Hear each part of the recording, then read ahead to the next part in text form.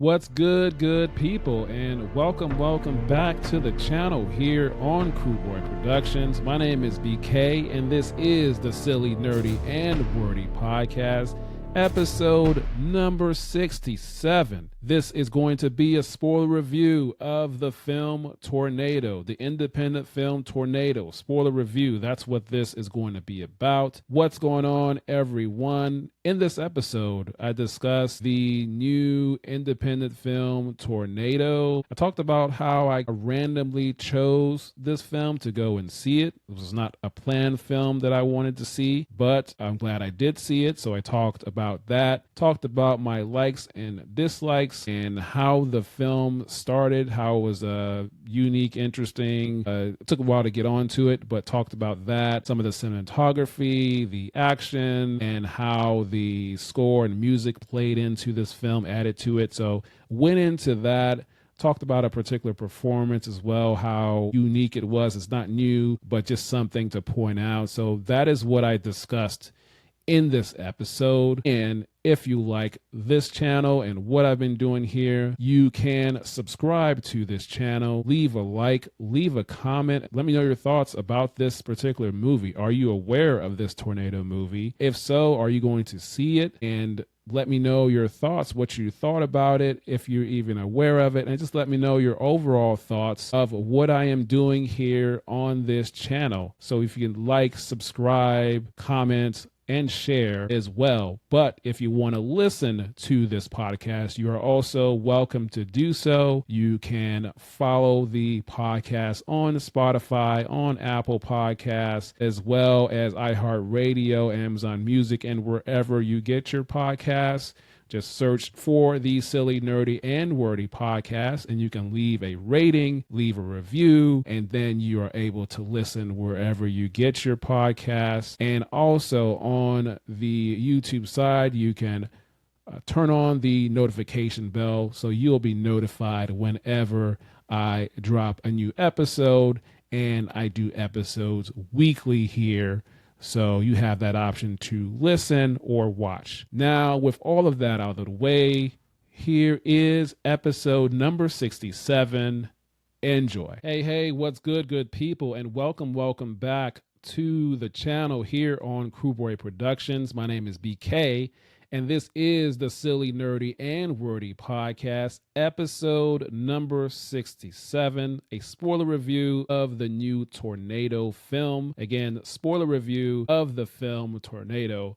What's going on, everybody? I hope everybody is doing very well. I'm back with another episode and decided to try something different. This movie here, I just randomly decided to see it, and I was in my AMC Theaters app, and I just was looking through it and just decided to click on this particular movie poster.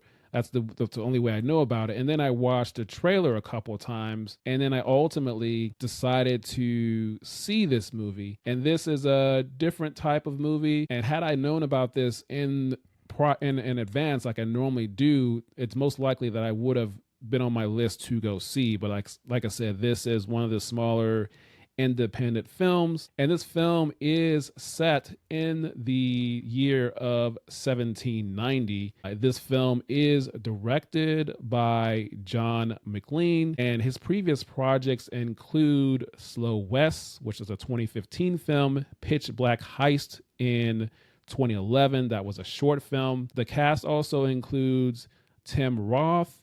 It includes Rory McCannon, and many people know Rory McCannon. He was the Hound character in Game of Thrones. He was also recently in Gladiator 2 in 2024, and he will also be the actor taking over for the late great Ray Stevenson in Star Wars Ahsoka Season 2. He will be taking over that character as well.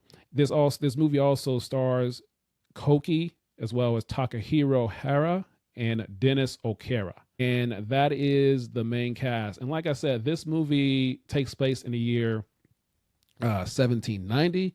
And so I want to read the synopsis via the AMC Theater app so you get a feel of where this movie takes place in. But it says a traveling puppet samurai show in Britain in 1790 crosses path with ruthless criminals, but one of the performers, Tornado, hatches a plan to play them at their own game. So that's the setting synopsis of this movie. And when it says play at their own game, she and a little boy ultimately stole some gold from those bandits, from Tim Roth's character.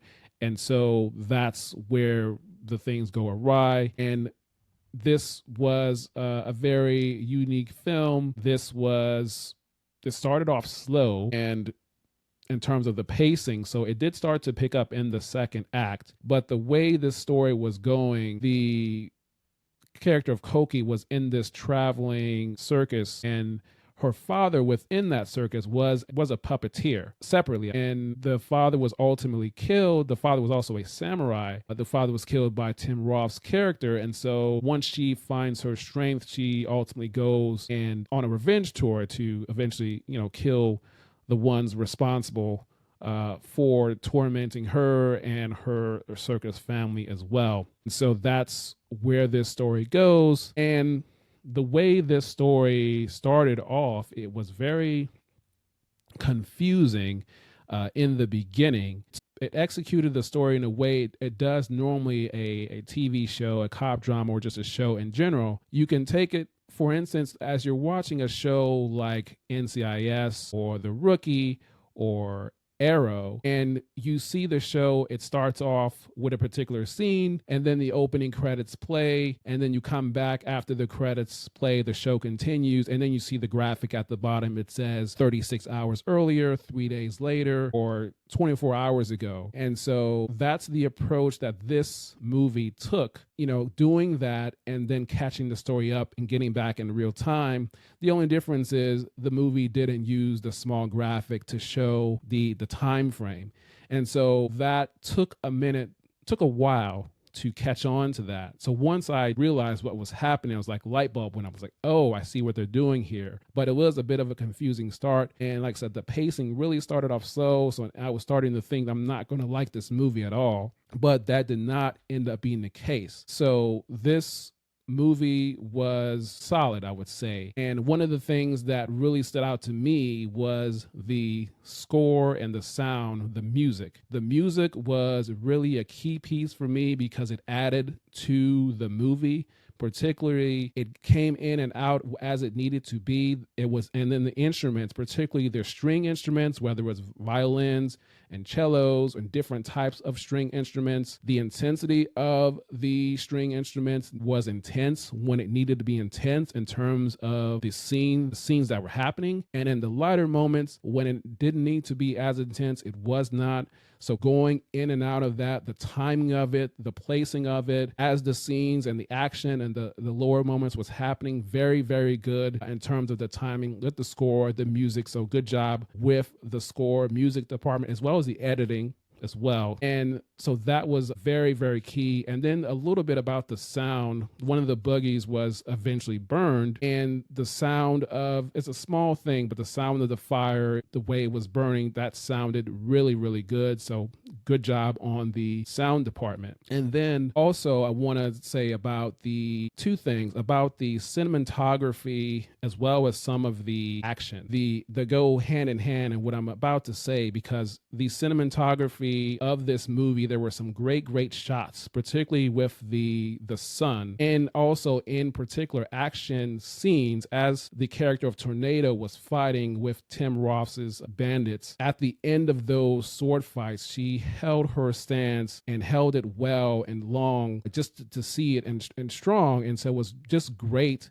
that she did that, and it was just great shots as well. Those at the same time, those were happening with the way the shot was looking, with the lighting and the sun in the background and the silhouette. So it was just great cinematography shots there, and great with her stance as she finished off with her sword fighting. And then also as she was walking off into the sunset towards the end of the movie, there's a great shot at the end of the sun setting and her walking. Like I said, it's just a great film shot to look at, great cinematography shot towards the end there. There's a couple other ones too. So really, really great job from that perspective. So I really enjoyed those. And then also one particular thing about the performance, one particular actor that I mentioned that was in the cast, and that is Dennis O'Carra. And he was the only African American in this cast, in this film, in the main cast. And there's just something I just wanted to point out,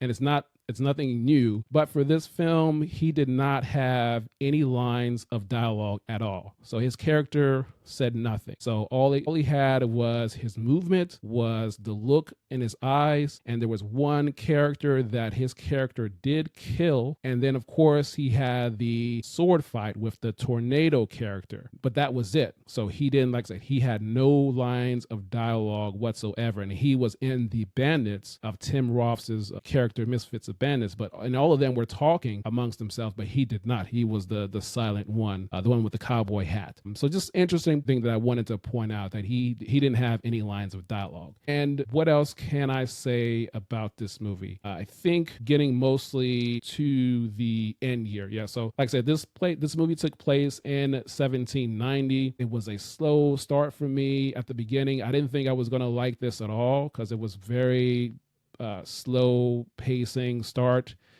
and it did start to pick up. So I was pleasantly surprised. I liked it more than I thought I would once I started the movie. I would definitely check it out if you want to see something a little different in a different time period.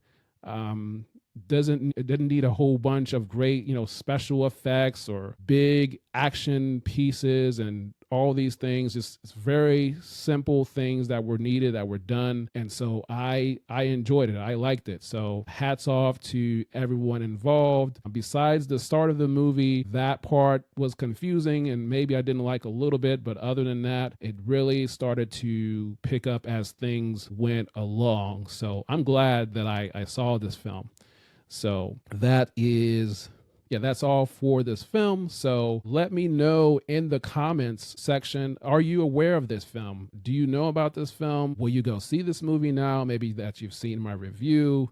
Let me know in the comments. Let me know what you thought about my description of this film. So leave a comment there. Let me know your thoughts.